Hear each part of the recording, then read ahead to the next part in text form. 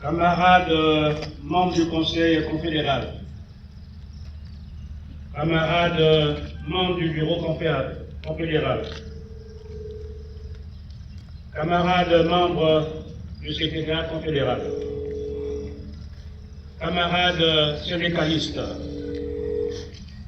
distingués invités en vos rangs, grades et prérogatives, camarades travailleurs, mesdames et messieurs,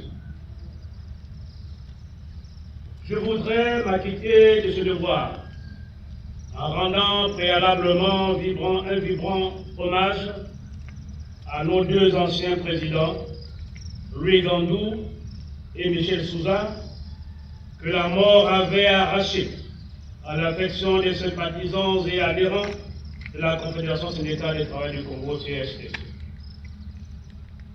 J'exprime également ma profonde compassion à la CSTC suite à la disparition en 2020 de certains de ses chers cadres syndicaux.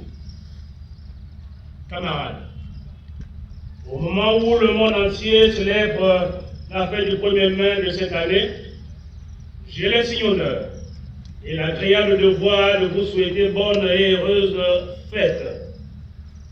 Ce 1er mai qui nous ramène toujours loin derrière et nous le plonge dans ces temps forts immémoriaux endurés par nos camarades des États-Unis, de la France et du reste du monde. En effet, 1er mai 1884, 1er mai 2021, cela fait déjà un siècle et 37 ans que les travailleurs du monde entier célèbrent l'aboutissement des revendications qu'ils ont commencées depuis 1880. C'est donc, depuis cette période, que les organisations syndicales à travers le monde continuent les luttes en faveur du bien-être de leurs membres et la protection de leurs outils de travail. La date du 1er mai est désormais célébrée chaque année. En tout cas, c'est une victorieuse date qui se fête sans aucune forme de rétention ou de restriction.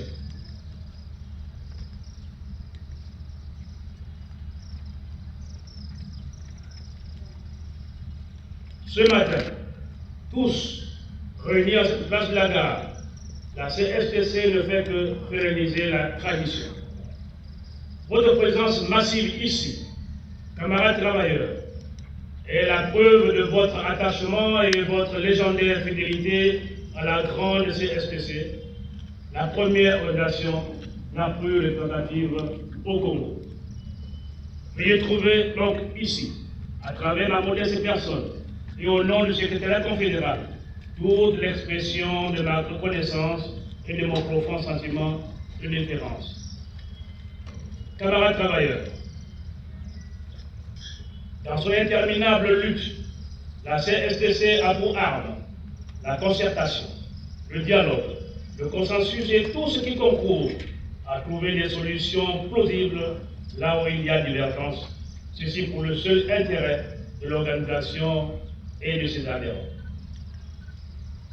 Camarades travailleurs, lors de ma communication du 1er mai 2017, j'avais marqué un accent particulier sur les problèmes difficiles des travailleurs congolais, victimes des effets de la crise économique et financière que traversait déjà notre pays. Naturellement, cette crise était ou est la conséquence de la chute du prix du baril de pétrole, et nombreux des travailleurs avaient perdu leurs emplois avec toutes les incidences que cela comporte dans les familles. Aux chefs d'entreprise, sociétés et compagnies, mon message leur était adressé en ces termes: que les licenciements ne soient pas abusifs et ne soient en aucun cas une occasion pour eux d'éviter les érosions de leur budget d'exercice créé par leur comportement rétrograde. Au gouvernement de la République, le message de la CSTC consistait